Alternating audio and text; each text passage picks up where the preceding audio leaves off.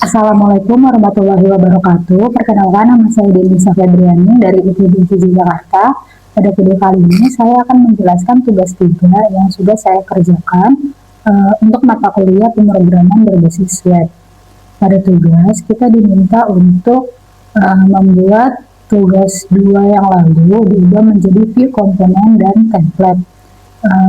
Tentunya akan ada banyak perubahan karena di tugas lalu aku tidak menggunakan view komponen. Untuk struktur proyeknya ini contohnya kayak gini, ada index, asset, di dalam folder asset ada CSS dan image, kemudian folder data ada file data bahan ajar JSON, file ini yang dilampirkan pada LMS, kemudian ada folder JS, isinya ada app.js, di dalam folder JS terdapat folder lagi namanya components. Nah, di dalam folder components ini terdapat view komponennya. Kemudian ada folder services, di sini terdapat file API.json yang akan memanggil file JSON atau data services untuk menangani data akses. Lalu juga ada folder templates untuk tugas view, ini ada asset, CSS, image, datanya, ini file yang dilampirkan di LMS, jadi nanti semua file ini akan memanggil isi dari data bahan ajar JSON. Kita diminta memberi nama komponen dengan gaya kabak case. Oke, kita lihat di folder stocktable.js. Nah, di sini aku buat filenya untuk mendaftarkan di stocktable, isi stocktable yang ini. Nah, datanya. Jadi ini adalah template-nya, bisa dipakai untuk susunan tampilannya. Jika sama, maka bisa menggunakan stocktable.html. HTML stocktable, kita memanggil ID TPL template stocktable yang tadi ada di stocktable.js. Template dari sini. Kemudian kita bikin step itu penampungan tempat wadah untuk file-file atau data-data yang mau kita tampilkan atau yang mau kita simpan gitu. Di sini kita bikin new stock untuk mengeditnya. Di sini editing code-nya kita bikin variabel, dia isinya nol, kemudian edit form itu variabel untuk judul, lokasi rak, harga, quantity, safety dan catatannya juga masih nol. Lalu ada di sini computed itu dengan ada triggernya dulu. Kemudian di sini ada methods untuk trigger menampilkan, ada stock form, jadi formnya nanti akan muncul. Kemudian ada get stock, mendapatkan stoknya. Kemudian ada method submit new stock, jadi ketika kita akan menambahkan stok baru, maka saat klik button nanti dia akan trigger ke sini metode yang ini dan menjalankan fungsi yang ini. Jika status code-nya atau judulnya belum lengkap diisi, maka akan ada tampilan data belum lengkap dan tidak diisi dulu. Kemudian jika datanya lebih dari satu, artinya tidak ada kode yang sama, nama enggak ya di sini hanya kode, maka akan error juga. Nah, nanti kalau misalkan ada kode sama, dia menampilkan swapware yang ini. Kemudian jika aman, maka dia akan menampilkan alert swapware yang disimpan bahan ajar, kemudian suruh pastikan, dan jika udah diklik simpan, maka dia akan tampil berhasil disimpan. Tapi kalau kita klik cancel button atau cek kembali, maka kita balik lagi ke form untuk mengisi semua datanya atau mengganti kode datanya agar tidak sama dengan kode yang sudah ada. Di sini ada metode untuk start editingnya. BTW ini aku jelasin CRUD ya sekalian, mau jelasin CRUD untuk halaman stock. Kemudian ada cancel editingnya, terus ada save stock edit. Nah, di sini belum aku pakai swapware. Untuk dalam stock ini kita mengeksekusi penghapusan buku atau item atau stok bahan ajar. Berikutnya ini untuk mereset filter agar kembali ke semula. Untuk indeksnya, kita buka ke indeks. Indeksnya juga ada banyak perubahan. Di sini kita panggil ID app. App ini dia memanggil ke app.js di sini. Karena di bawahnya, di paling bawah kita udah panggil script app.js. Nah, ini ya. Kita buka app.js-nya. Nah, di sini kita buat view baru dengan nama app yang berisi data dan dia akan menampilkan langsung ke tab stock. Jadi ini untuk pergantian tabnya, nanti akan ada banyak tab gitu. Nah, pas kita start nanti live server, maka halaman yang pertama muncul adalah stock. Kemudian di sini ada stat itu untuk menyimpan datanya, dan ini beberapa variabel yang sesuai dengan tugas. Kemudian ada watch untuk menampilkan jika tidak ada trigger. Kita pastikan jika paket dari API bisa terletakkan atau terpetakan dengan baik ke tiap paket list. Selanjutnya ada methods. Methods ini dia trigger method sama kayak di mana tadi, stock table ya. Metodenya mirip-mirip, misalnya seperti ini, handle, register, stock, from, component. Kita cari di index. Nah, dia itu terletak di tab stock. Jadi ini untuk halaman depannya, CSS-nya itu untuk backend-nya. Index.html selain ada tab stock, dia juga ada tab tracking. Di sini untuk tab stock kita panggil handle add new stock yang ini, kemudian add new stocknya juga yang ini, kemudian update stock ini untuk nama metodenya, dan delete stock. Untuk tab tracking sendiri juga sama, tapi untuk di tab tracking kita tidak ada fitur update dan delete, hanya ada menambahkan dan flip. Kita panggil ID TPL stock yang tadi ada di stock table.js. Ini kita panggil di sini tadi, kemudian kita bikin tampilannya, dan dia nanti munculnya kayak gini. Jika diklik tambahan ajar, maka akan muncul tampilan yang ini. Jadi di sini ada if shell formnya tidak tampil, maka dia kalau belum diklik nggak akan tampil. Nah, kalau misalkan else kita klik tutup formulir, maka dia akan tertutup.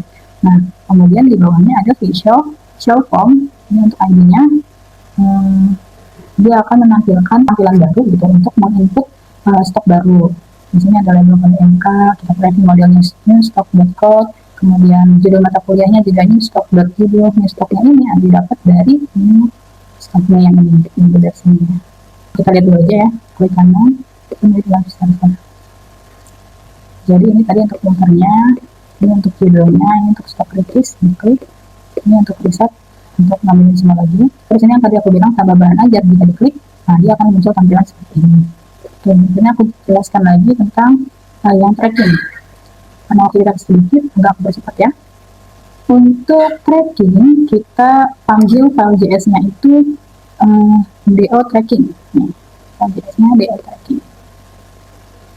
Do tracking dengan nama filenya adalah do tracking, dan template-nya adalah TPL strip tracking. Nah, dia isinya itu ada tracking list, packet list, dan pengiriman list. Mirip datanya seperti tadi, cuman untuk kebutuhannya karena tracking tidak perlu di update, kita nggak ada data seperti itu. Jadi adanya variable search sama query yang aktif, filter status, formnya status shell formnya, kemudian ada new logs, dan computernya itu ada normalized tracking. Hasilnya kita menjalankan fungsi ini, maka dia akan menampilkan status data berdasarkan statusnya atau berdasarkan kolom pencarian di keyboard dan di klik enter. Kalau biasanya perlu kita klik dulu cari kata tulisan cari, kalau di view komponen ini kita bisa menggunakan keyboard untuk melakukan pencarian. Di sini metodenya ada table order form, ada handle Java register, trigger search. Jadi ketika kita menginput huruf A misalnya, nanti dia akan mencari data yang ada huruf A-nya gitu. Kemudian ada reset search, ini untuk mereset ulang pencarian. Ada mark as done, itu nanti untuk menandai bahwa bahan ajar telah dikirim.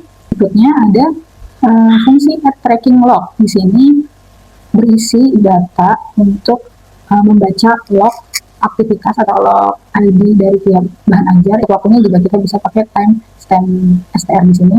Variabel ini yang isinya adalah mengambil data date atau tanggal saat melakukan pengupdatean gitu ya. Kalau gitu kita coba aja dari yang stok bahan ajar dulu, kita coba tambah bahan ajar. Misalnya kita coba dengan kode yang sama.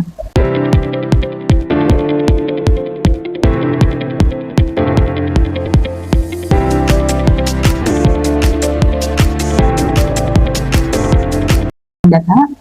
Nah, karena kode fisik udah ada, jadi kita nggak bisa simpan data baru dengan kode yang sama. Kita ganti kodenya, misalnya jadi 2, misalnya jadi 2, simpan data. Nah, baru dia mau menerima data baru ini. Dia simpan. Oke. Nah, ini ya, gimana simpan, coba.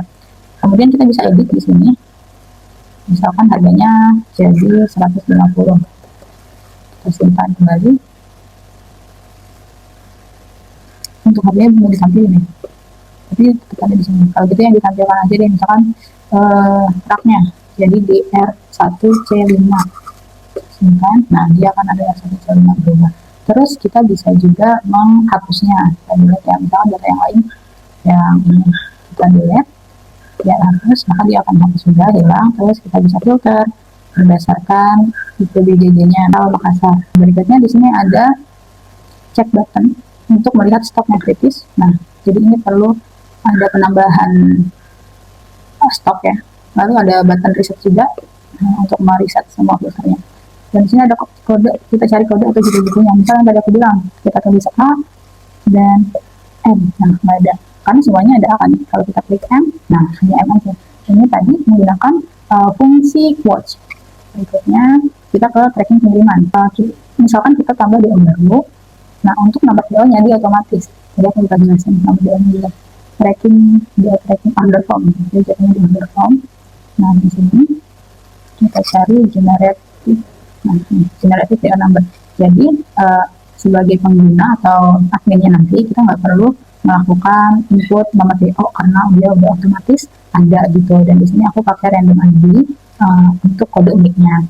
Kemudian ada metodenya juga nih, submit order. Berarti ketika kita ngikut ini, dia akan menjalankan perintah yang ini. Seandainya masih kosong atau NIM-nya ini kan ini harus lebih dari 9 atau sampai dengan 9. Seandainya kurang dari 9 atau namanya masih kosong atau ekspedisinya kosong dan form lainnya kosong, maka dia akan menampilkan warning pengisian gagal kayak gitu.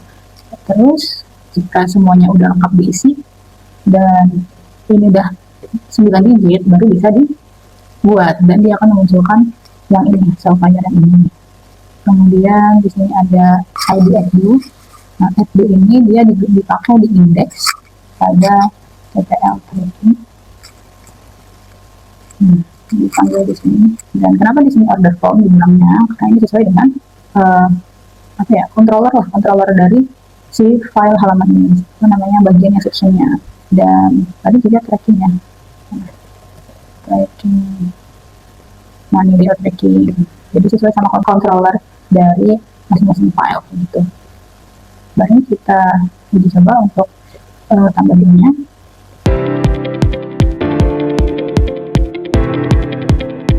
Kemudian lihat dari variabel ya simpan dulu. Oke, DO berhasil di. Nah, sekarang yang ini dalam perjalanan. Kemudian di sini ada riwayat bahwa pemesanan baru terdaftar di Sitaute, dan untuk update lokasinya misal udah tidak di Jakarta, tinggal kita klik ini dikirim, nah dia akan muncul di riwayat ini. Kemudian sudah sampai ke penerima gitu ya, terima, kita klik enter deh. Nah, kita bisa pakai. Kemudian berarti yang udah sampai terima, tanda udah selesai doang, kita klik tanda sudah selesai. Iya, selesai. Nah, nggak bisa di-edit dan seterusnya juga selesai. Kira-kira itu aja penjelasan dari saya. Kurang lebihnya mohon maaf. Wassalamualaikum warahmatullahi wabarakatuh.